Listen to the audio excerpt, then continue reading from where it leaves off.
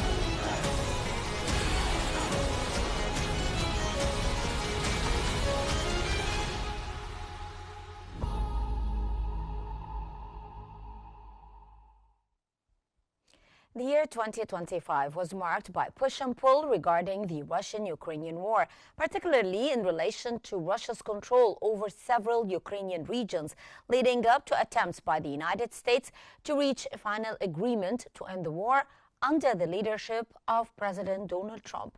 The U.S. president met his Russian counterpart in Alaska in an effort to reach a final deal, while shuttle diplomacy has also been underway to achieve this goal. However, it is clear that there are many obstacles facing Trump's plan to end the war, especially with continued fighting along the front lines and repeated attacks by both sides.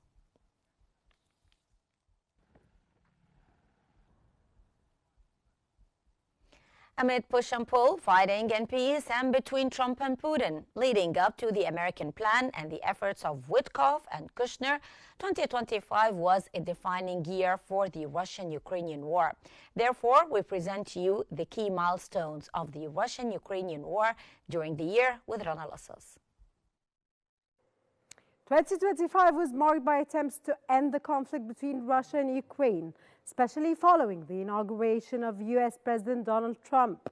This came amidst Russia's insistence on its conditions and Ukraine's efforts to evade any commitments, taking advantage of continued European support. However, Trump announced his determination to end this war without any results so far. In January, Trump's focus on pressuring Russia to end the war quickly. He put forward the idea that ending the conflict could be very rapid, accompanied by threats of sanctions and calls for a peace agreement, although he sparked controversy by adopting positions that appeared to provide less direct support for Ukraine than before. In February, Trump and his Vice President J.D. Vance publicly rebuked the Ukrainian president in front of the media at the White House. They accused him of insulting the United States and demanded that he repay what the United States had provided in aid to his country by signing an agreement to cede Ukrainian mineral resources. In March, the United States and Ukrainian officials met in Riyadh to discuss a possible truce focusing on protecting energy facilities and maintaining peace. Differences emerged amidst ongoing clashes and mutual attacks between Russia and Ukraine, especially targeting infrastructure with drones. In April, Russia launched one of the fiercest attacks on Kyiv since the start of the war, using a mix of ballistic missiles and drones. And reports also emerged of a brief ceasefire announced by Russia for Easter, but it was fragile and quickly violated. In May, third-party talks were held in Istanbul, but no ceasefire agreement was reached. Moscow demanded Ukraine withdraw from regions it claimed to annex, which Kyiv rejected. Meanwhile, prisoner exchange took place between the two sides. In June and July, Ukrainian launched a fierce attack on the Crimea bridge, while Russia took control of a new area in Sumy province. Kyiv also faced one of the heaviest airstrikes since the war began, and NATO continued to support Ukraine with weapons and military equipment. In mid-August 2025, summit between the United States and Russian presidents was also held in Alaska to discuss ending the war, but it produced no agreement. Major disagreement emerged over Ukraine's role in possible peace terms, while Russian forces continued making significant territorial gains. In November, the Russian army made its biggest advance on the front in Ukraine in a year. Meanwhile, Zelensky expressed hope to discuss key issues with Trump, which he described as extremely difficult, related to Washington's plan. U.S. talks with various parties also continued in an attempt to make progress in peace negotiations. In November, the United States President announced his plan to end the war in Ukraine, which consisted of 28 key points.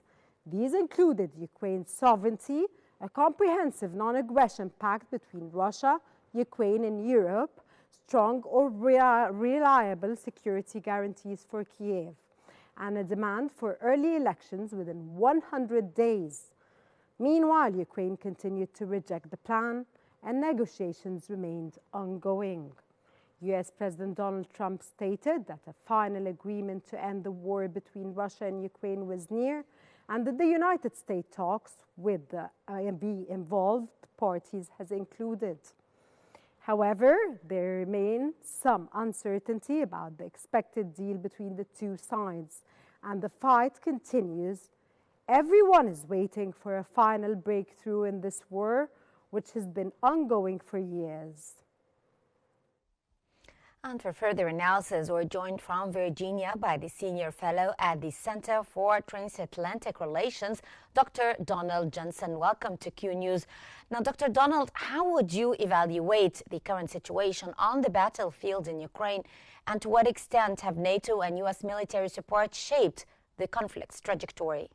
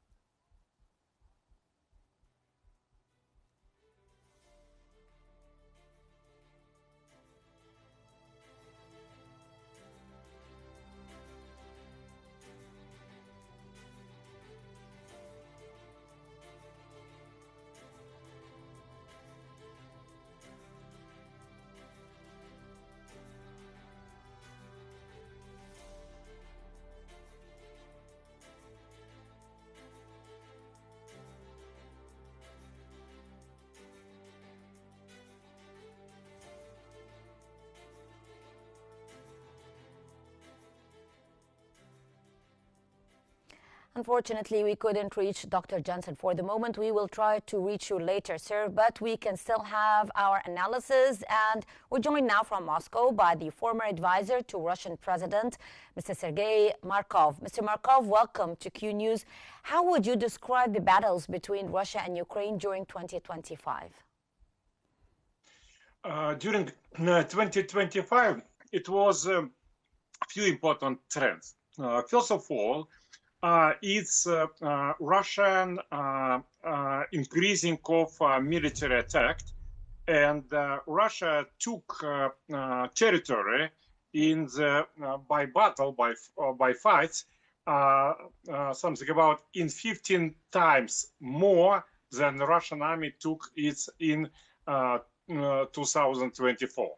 It's good acceleration. It's first. Secondly, the crisis of Ukrainian army is becoming more and more clear, and we can see that the number of Ukrainians who want to take part in the army almost zero, And in fact, Ukrainian military police grabbing as occupants men from Ukrainian streets to take them to the army, and Ukrainian regime keep families of those captured Ukrainian men as hostages. Mm-hmm.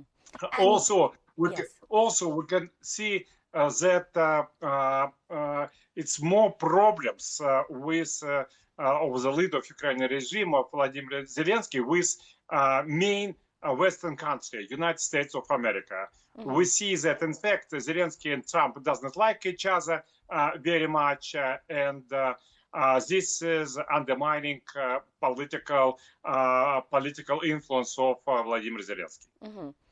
Sir, what is your comment on Russia's announcements during the year about gaining control over several Ukrainian regions? Also, I want to say is that Russian army is not fighting for territories. Russia is the biggest country by territories. Russia not so much care about territories. Russian army making military pressure not for taking territories, but for the as pressure for the masters of the Ukrainian regime is first of all United States of America, Great Britain, and European Union to agree with Russian conditions. Russian conditions very simple.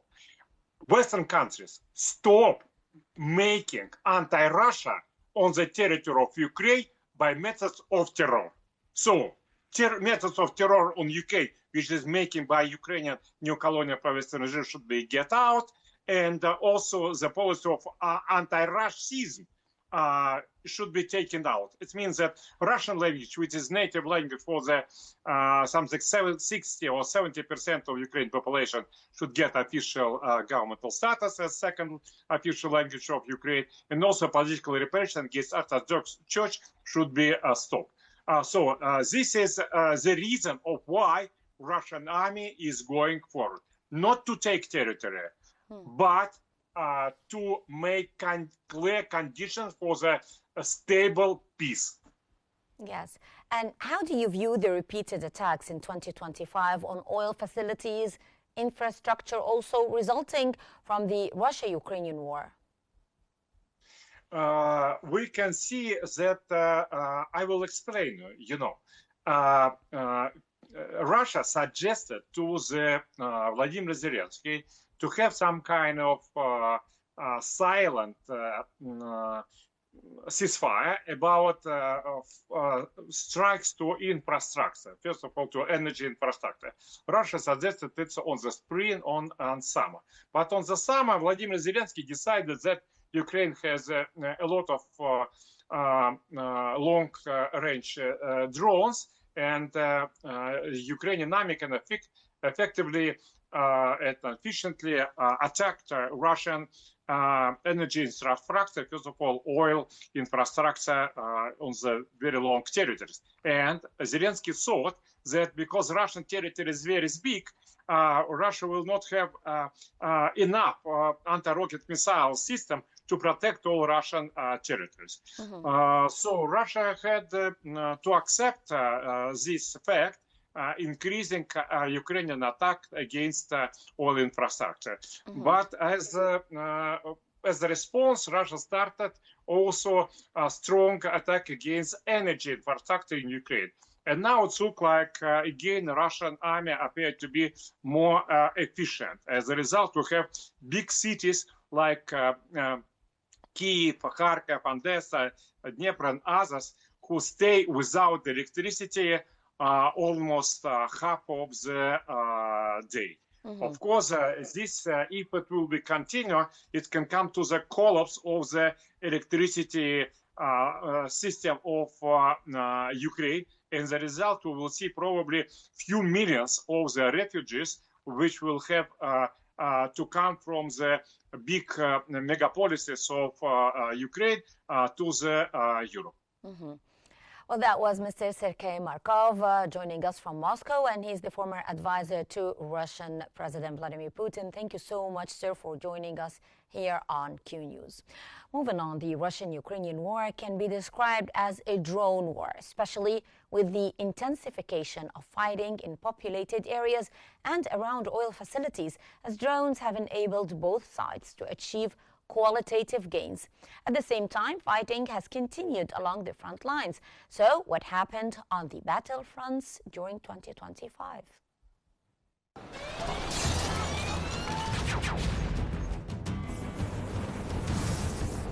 Just a few months short of a 4-year war, the conflict between Russia and Ukraine has entered a phase where every decision, every strike, every moment feels like a step along the edge of a cliff. This war no longer announces itself with sudden breakthroughs. It advances quietly through pressure, persistence, and exhaustion. A war of inches. A brutal content where survival itself is the victory of the day.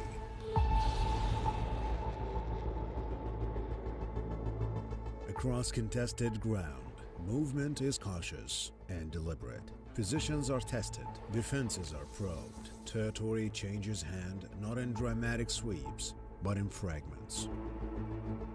Russia continues to press forward methodically, prioritizing control over momentum, applying constant force along contested areas. The objective is to stretch defenses, to drain resources, to outlast.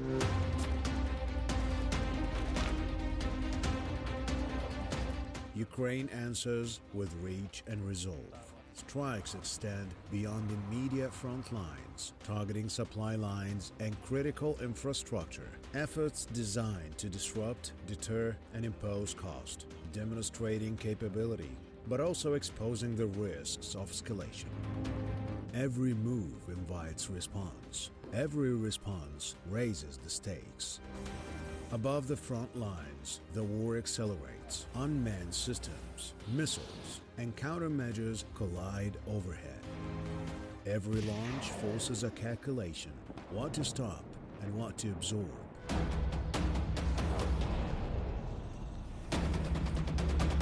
Beyond the battlefield, the conflict expands quietly. Reports of foreign military specialists supporting Russian operations are a reminder that modern wars are rarely confined to one flag or one border. In parallel, diplomacy moves alongside the fighting. Leaders speak of mediation, security, and guarantees, words that carry weight but compete with realities shaped by artillery and drones.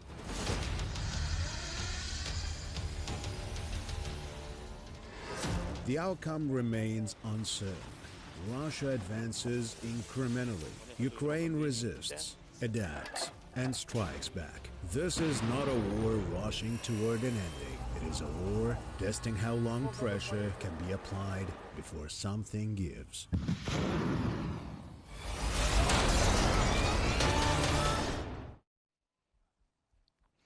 To shed more light, we're joined again from Virginia by the senior fellow at the Center for Transatlantic Relations, Dr. Donald Jensen. Welcome back again, Dr. Jensen, to Q News. Sir, how would you evaluate the current situation on the battlefield in Ukraine, and to what extent have NATO and U.S. military support shaped the conflict's trajectory? Well, thank you for having me. I would say your description is quite accurate. Both sides are suffering economically. In terms of manpower, both sides are not moving the front line one way or the other. And unlike what Mr. Markov just said, Russia is under tremendous stress to come to a quick solution. Putin realizes he cannot for long spend a third of his entire state budget on the war. People are starting to complain. And above all, Russia has lost more than 1 million men on the battlefield for a front for military advances that have barely moved in a year. This is a potential crisis for Russia. Ukraine, of course, is also under strain. So whether these negotiations will come to an outcome both sides can appreciate for now is unclear. And Russia has shown no sign of compromising to compensate for all the losses it has suffered in the past 4 years. Dr. Jensen, how do EU, NATO, and U.S. policies towards the Ukrainian-Russian conflict influence regional security in Eastern Europe, particularly for countries bordering Ukraine and Russia? Well, that is a core question now. At the bottom, this is really now a war about European security, more even than it is about Ukraine.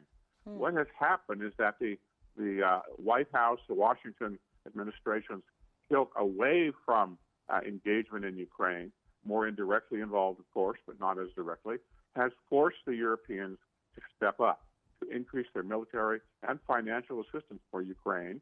They've done a heck of a good job doing that. They promised and have, in many cases, increased their spending on NATO. So the weapons flow now is the Ukraine buys them from the U.S., from Europe, and who often those equipment is often supplied by the United States. So this has directly affected the way the war is proceeding. That's first of all. Second, you see the Ukrainians now bending considerably on their earlier demands about what they want out of a settlement. They want their territory back. They want an end to the war, but they also realize that some concessions have to be made, and that's what we've seen in the past month or two from President Zelensky. The problem remains, of course, that Russia has not made any concessions at all. They threatened war in Europe. They made up a story the other day about the Ukrainians attacking the residence of President Putin, which has no factual support. So the propaganda barrage from Moscow continues, but the propaganda barrage has increasingly little to do with on the ground. The action now is in Brussels, in Washington, and in Kyiv as they reconfigure the kind of assistance that Ukraine will get. And Ukraine lashed out. They're tired of the war. They've suffered tremendously. But now the Russians are tired of the war, too. Where that will go in the coming months, we'll have to watch closely. But it's not clear at all yet that the war will end in 2026. The United States has repeatedly stated its position on supporting Ukraine while seeking a diplomatic solution. How effective has Washington been in influencing negotiations between Kiev and Moscow, and what challenges does it face in balancing support with encouraging dialogue?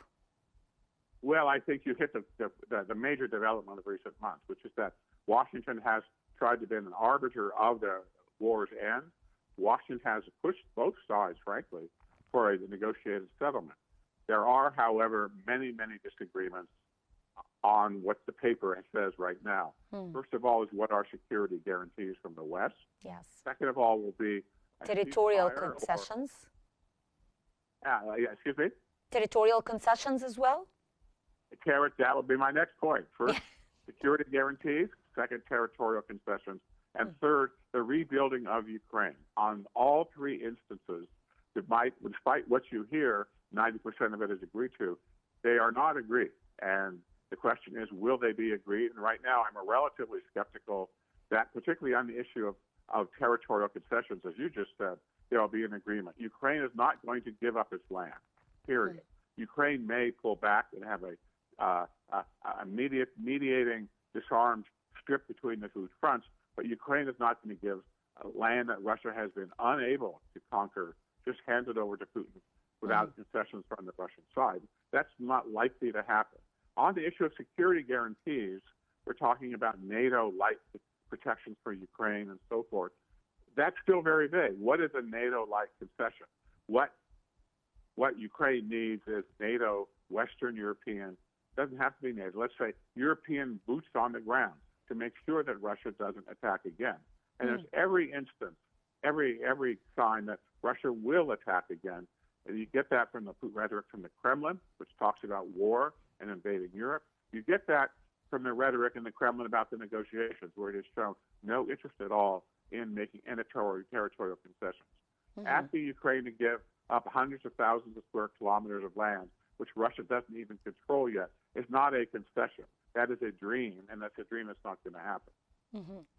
We'll just have to wait and see. But for now, I'd like to thank you so much, Dr. Donald Jensen, joining us from Virginia, Senior Fellow at the Center for Transatlantic Relations. Thank you so much, sir, for joining us here on Qnews. During 2025, European countries attempted to continue supporting Ukraine. However, some of these efforts were described by some observers as hindering the peace process. So, What did Europe do throughout the year, and what happened in the negotiations to halt the war between Russia and Ukraine? We'll answer these questions now.